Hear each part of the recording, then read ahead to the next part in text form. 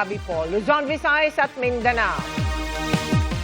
Sa pagsisimula ngayong araw ng makasaysayang impeachment trial ni Vice President Sara Duterte, iniluklok si Senador Chis Escudero bilang presiding officer ng impeachment court na didinig sa kaso ng kauna-unahang vice-presidente ng bansa na haharap sa paglilitis. Ang pagkakahalal kay Escudero tinutulan ng mga minority senators dahil labag umano sa saligang batas. Gayong ang Senate President daw ang dapat magsilbing presiding officer. Naging mainit ang pagtatalo pero sa huli, nanaig ang mayorya kung saan 12 senador ang bumoto kay Escudero habang 8 ang tumutol.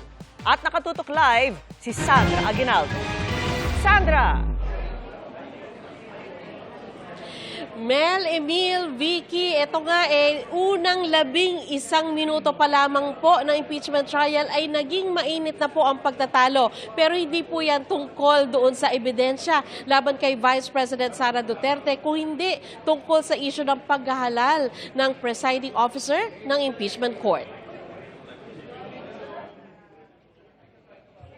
Alas 2 ng hapon, magkakasunod na pumasok sa session hall ng Senado ang mga senator judges. 21 na senador ang present. Wala si Senador Bato de la Rosa na nagtatago. Nakakulong naman sina Senador Jingo Estrada at Rodante Marcoleta. Ang nakaupong presiding officer, si Senate President Sherwin Gatchalian. Karapatan ng sambayanan na malaman kung may katotohanan ang mga paratang laban sa pangalawang Pangulo. Tungkulin nating timbangin ang mga ebidensyang ihaharap at tiyakin ang ating magiging pasya ay nakabatay lamang sa batas at sa mga katotohanang mapatutunayan sa paglilitis. Pero pagkatapos niyang magsalita, binuksan niya ang proseso para sa pagboto ng bagong presiding officer. We now proceed to the election of the presiding officer of the impeachment court. Dito tumayo si Senador Alan Peter Cayetano para tumutol. Argumento niya, Senate President mismo ang dapat tumayong presiding officer. Bagamat hindi raw ito nakasulat sa saligang batas, ito naman daw ang intensyon ng framers ng 1987 Constitution na makikita sa transcript ng kanilang deliberasyon noon. Institutional integrity. We need to protect the legitimacy of these proceedings. Even with the substitute presiding officer acts fairly, a conviction or acquittal reached under constitutionally defective process would invite judicial challenge and cast doubt on the validity of the entire trial. Punto ni Cayetano, nag-ugat ang issue sa kino-question niyang sesyon noong June 3 kung saan inamyendahan ang impeachment rules para payagan ang election ng presiding officer na mamumuno sa impeachment. Sagot ni Gatchalian, dumaan ito sa tamang proseso at ang tamang lugar daw para talakayin ang issue ay kapag nakasesyon ang Senado. This resolution has been duly approved and everyone was given an opportunity to discuss that, to object. However, it was no one objected to that resolution, and it was duly approved by the body. So any discussion regarding this resolution should be discussed in plenary when the Senate convenes as a legislative body. We did not follow our rules. So a rule that was passed that did not follow our rules or amendment that was passed that did not follow our rules is void. Sinigundahan si Cayetano ng kanyang kapatid. We looked at what the constitutional framers said. What did they say? This is the foundation of this trial na tama yung nakaupong presiding officer. Punto naman ni Senador Kiko Pangilinan, dinala na ni Cayetano ang usapin sa Supreme Court sa pamamagitan ng kanyang petisyong ipawalang bisa ang June 3 session. The matter is pending before the Supreme Court. There is no temporary restraining order. There was a request for a status quo ante order. It was not granted. The point of order is improper. In fact, the debate on this matter here in the impeachment court is out of order. In the interest of justice, sabi nga nila, sometimes rules are not sacrosanct. But itong nangyayari ngayon dito, ang publiko ang importante dito. Where does the Constitution emanate from? From the public, from the people of the Republic. So, Desisyonan nyo na to, Mr. President. Kasunod nito, tumayo si Senador Panfilo Lacson. Pursuant to Rule 2 of the Rules of Procedures on Impeachment Trials as amended, I move to elect Senator Judge Francis Joseph Guevara Escudero as the presiding officer of this impeachment court. Objection, Mr. President, and may I allow to... We proceed to... Objection, Mr. President, I'm allowed to object and I'm allowed to Yes, explain you're my allowed to objection. object. You are allowed to object, but we will proceed No, Mr. with President. the division Mr. of President, the House. point of So order. those who are, Mr. Point of order, those Mr. who President. are in favor of the Sir motion President, of Senator you're allowed to Lacson, explain para please- ma-convince mo nga please yung iba. raise your hand.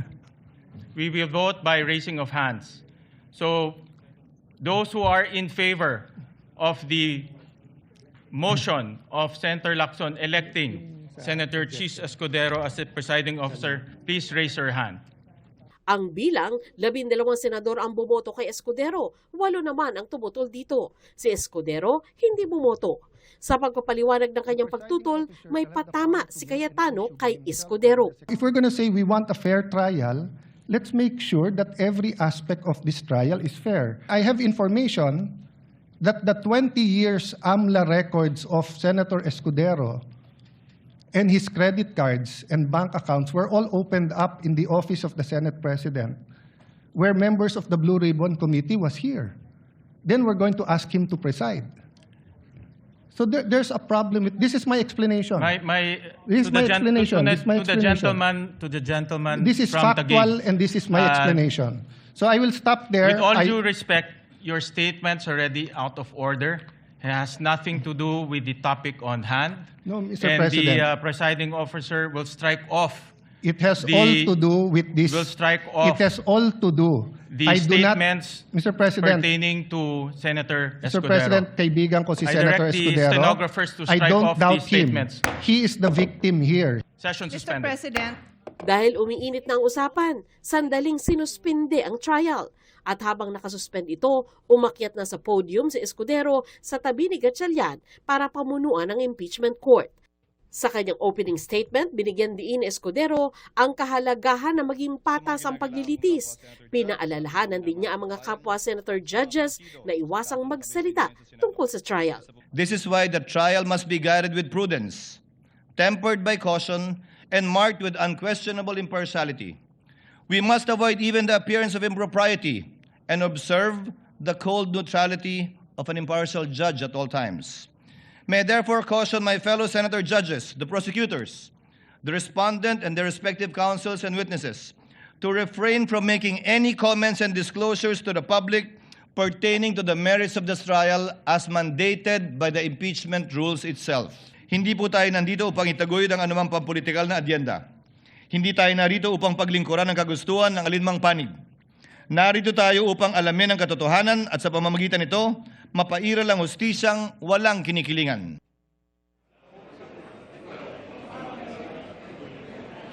Vicky, walang isinalang na witness ngayong araw pero nagpapatawag po ng ilang witness para bukas sa pagpapatuloy ng trial alas 2 ng hapon. Vicky? Maraming salamat sa iyo, Sandra Aguinaldo. Inaresto na si Senador Rodante Marcoleta sa kasong plunder na nagkakahalaga ng 75 million pesos. Nauna nang hiningi ni Marcoleta na i-dismiss ang kaso pero ang sabi ng Sandigan Bayan kanina, nakakita sila ng probable cause sa kasong isinampa ng ombudsman. Nakatutok si Maki Pulido. Nang magpunta si Senador Rodante Marcoleta sa Sandigan Bayan pasado alas 8 ng umaga, handa na pala ang warrant of arrest laban sa kanya para sa kasong plunder. Kaugnay ito ng pagtanggap niya ng 75 million pesos mula kay dating Congressman Mike Defensor at 2 ibang individual noong January 2025 para sa kanyang senatorial campaign. Hindi niya ito idineklara sa kanyang Statement of Contributions and Expenditures dahil nakuha daw niya ito bago pa ang simula ng campaign period kung kailan hindi pa siya itinuturing na kandidato. Pero giit ng ombudsman, hindi rin niya ito idineklara sa kanyang Statement of Assets, Liabilities, and Net Worth. At masyado raw malaking halaga para ituring na simpleng regalo lang, lalo't nakaupo siya noon bilang kongresista. Mag-isang dumating si Marcoleta para sa pagdinig sa inihain niyang motion to quash o pagbasura ng kasong plunder. Kasabay nito ang motion na huwag munang mag-issue ng warrant of arrest. Pero sa hearing, sinabi ng mga hukom ng Sandigan Bayan 3rd Division na Biyernes pa ng gabi handa ang warrant of arrest. Hindi lang daw ito inilabas dahil pa-weekend na. Maliban kay Marcoleta, ipinaaresto rin ng korte ang 3 kapwa-akusado niya, kabilang si dating Congressman Mike Defensor. Ayon sa mga hukom, pinagpuyatan nila ang mga dokumento at ebidensya at nakitaan nila ito ng probable cause o posibilidad na may naganap na krimen kaya nag-issue na ang korte ng warrant. Ganun pa man, pag-aaralan pa rin daw ng korte ang motion to quash na inihain ni Marcoleta. Let me stress, yung warrant of arrest does not constitute a determination of guilt. Hindi pa guilty yan. All the accused continue to enjoy the constitutional presumption of innocence until their guilt is proven beyond reasonable doubt. Pagkatapos ng hearing, dinala muna si Marcoleta sa opisina ng Clerk of Court ng 3rd Division bago binalik sa sala ng korte kung saan isinilbi ang warrant of arrest. Doon na siya sinundo ni Interior Secretary John Vic Remulla at PNP Chief Melencio Nartates Jr. para dalhin sa Camp Crame para sa booking process. Paglabas ng korte, nagbigay ng pahayag si Marcoleta. Ako ay personal na nagpunta dito sa Sandigan Bayan dahil yung aming motion to quash at saka yung kalakip na motion to defer the issuance of a warrant of arrest ay kinalendar nila kagad for hearing. Itong ganito nga sa umagang ito. Ngayon, napakagandang indikasyon yon na umiral ang ating mga batas. Ang sabi ng Sandigang Bayan, meron na silang determination of probable cause. Kaya sila nag-issue ng warrant of arrest. Igalang natin yon. Kaya meron naman kaming motion to quash, pinagbigyan naman yon. At alam ko naman yon ay bibigyang daan pa rin. Pagpunta ko rito, inaasahan ko na lahat ang mga prosesong gagawin ng korte. Kagaya ng sinabi ko sa inyo, ako ay hindi magtatago, haharapin ko ang batas, ang asunto, sang-ayon sa pagkakaintindi ko sa mga batas natin. Kaya kailangan pong dumaan ang proseso. Pagka-aresto kay Marcoleta, nag-post sa Facebook ang kapwa-akusado niyang si dating Congressman Mike Defensor. Kami na lumalaban sa korupsyon ang nauna pang nakulong sa isang kasong walang batayan. Bago magtanghali, sinabi ni Secretary Remulla na inaresto na rin si Defensor at negosyanteng kapwa-akusadong si Joseph Espiritu habang magkasama sila sa isang coffee shop sa Quezon City. Pero sa isa pang Facebook post, sabi ni Defensor, sumuko sila, hindi inaresto. Matapos ang booking process sa Camp Crame, dinala na sina Defensor at Espiritu sa Sandigan Bayan para sa return of warrant. Iniutos din ng korte na idetene ang dalawa sa BJMP male dormitory sa Payatas, Quezon City. Sa aming pong pagkakakulong ay hindi na po kami makakapagsalita sa korupsyon. Nababahala raw ang korte sa mga kumakalat na maling impormasyon, kaya't sa pambihirang pagkakataon ay nagbigay sila ng pahayag. Iginiit ni Associate Justice Carl Miranda, chairperson ng 3rd Division, magkaka-opinyon lang ang korte sa pamamagitan ng kanilang desisyon matapos ang masusing pag-aaral sa kaso. The judiciary does not decide cases based on political affiliation, public opinion, public pressure, or the passions of the moment. Again, the judiciary, the courts decide these matters only according to our Constitution, the law and the evidence presented by the party. And its role is to ensure that no person is above the law. The court has no politics, guided only, sorry for the third time, the Constitution. Umapela rin si Miranda sa publiko na magtiwala sa judicial process. To the general public, I just want to say this, do not fear, do not be anxious, because the court, ang judikatura is here to provide a peaceful forum for the resolution of disputes. inside the courtroom and not in the streets. Nag-issue rin ang Sandigan Bayan 3rd Division ng hold departure order laban kay Marcoleta at iba pang akusado. Maki Pulido, nakatutok, 24 oras. At kasunod ng pag-aresto ay isinailalim sa booking procedure sa Camp Crame si Senador Rodante Marcoleta, pero dumaing siya ng chest pain at pagtaas ng presyon kaya dinala muna siya sa ospital. At nakatutok live si June Veneracion. June! Vicky, dinala nga dito sa PNP General Hospital dito sa loob ng Camp Crame si Senador Rodante Marcoleta matapos makaranas ng chest pain at pagtaas ng blood pressure kasunod ng pagkakaaresto sa kanya ngayong araw. Sabi ni Interior and Local Government Secretary John Vic Rimulya, baka tumagal pa ng 2 araw bago matapos ang medical assessment kay Senador Marcoleta. Matapos isilbi ang arrest warrant kay Senador Rodante Marcoleta sa Sandigan Bayan, mismong si DILG Secretary John Vic Rimulya at PNP Chief Jose Melencio Nartates Jr. ang sumundo sa kanya. Was he arrested or did he surrender? It was both. He went there voluntarily sa Sandigan Bayan to file a motion to quash. Subsequently, when it was denied, we closed down the building, we arrived, and we arrested him. So, it is both. Sakay ng coaster ng PNP, ibinyahe ang senador papuntang Camp Crame. Sumailalim siya sa booking procedure sa opisina ng CIDG kung saan siya kinuna ng fingerprint at mugshot. Pero tiniyak ng PNP na mapangalagaan ang dignidad ni Marcoleta sa buong proseso.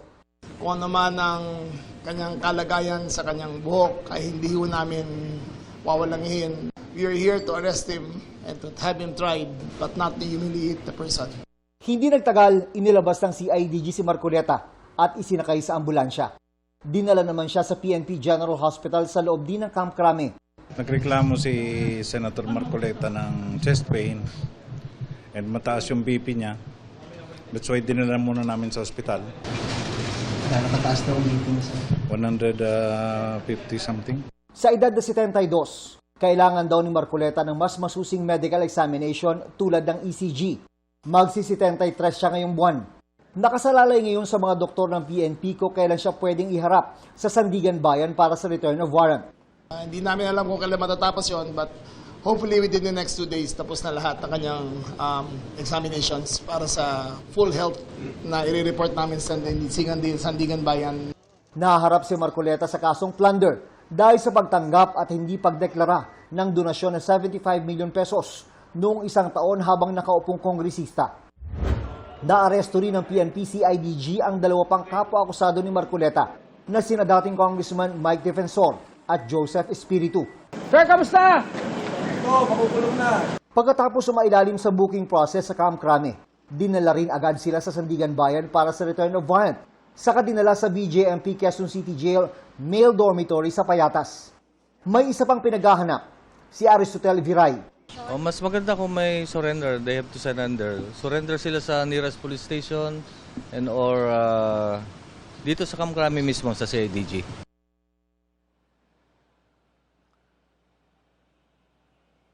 Sa ngayon, sabi ng PNP-CIDG ay hinihintay pa rin ang mga resulta ng medical examination kay Senador Marcoleta at habang hinihintay ang mga yan, ay mananatili muna siya rito sa PNP General Hospital. Vicky. Maraming salamat sa iyo, June Veneracion.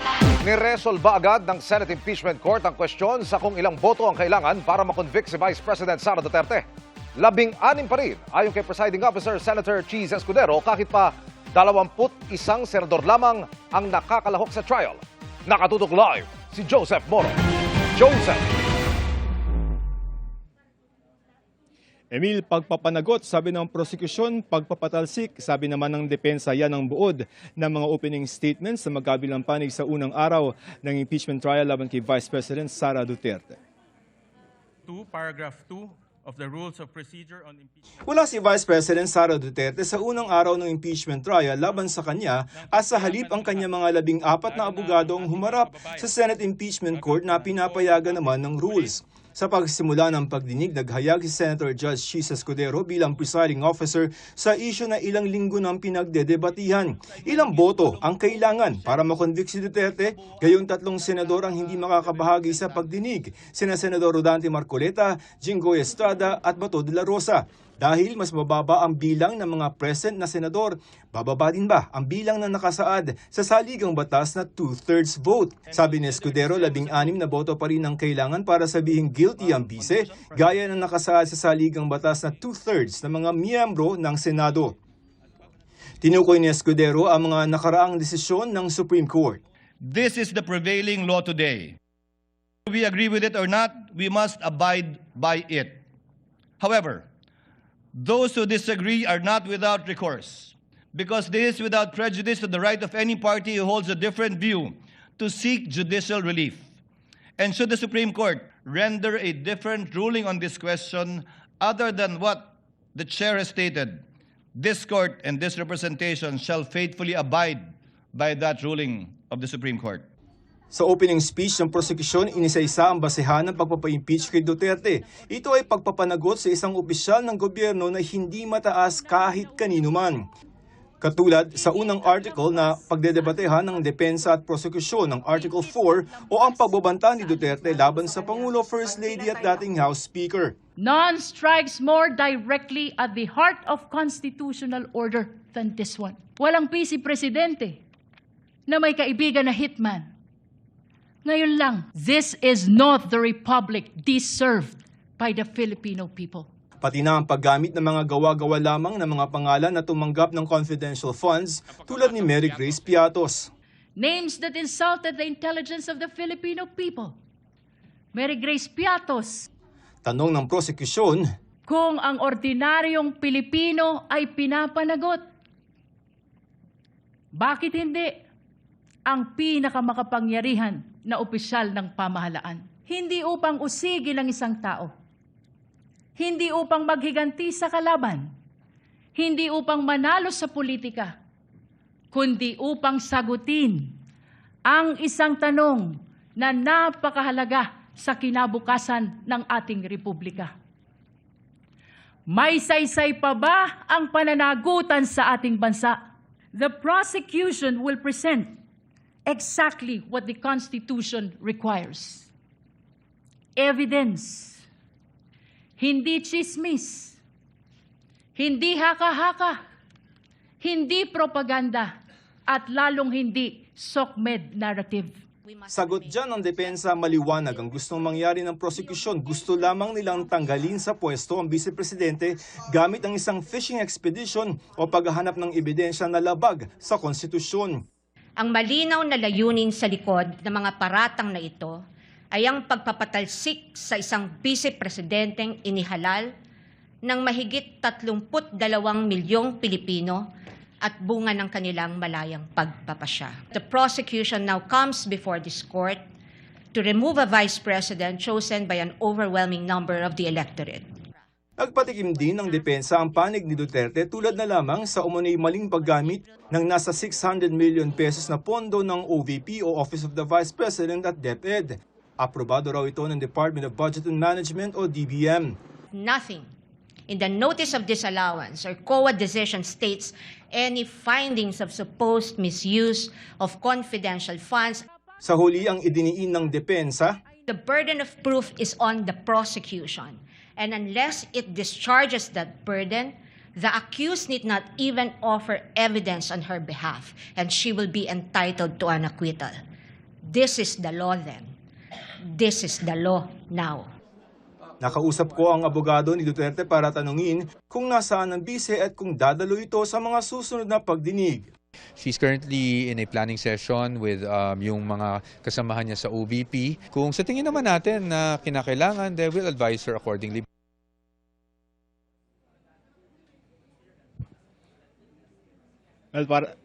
Emil, para sa ating mga kababayan, tutok lamang dahil 92 days yan ng paglilitis na may 150 na mga testigo. Nandito na nga tayo sa banggaan ng mga ebidensya at kontra-ebidensya para malaman kung dapat nga bang i-impeach Vice President Sara Duterte. Emil? Maraming salamat, Joseph Morong.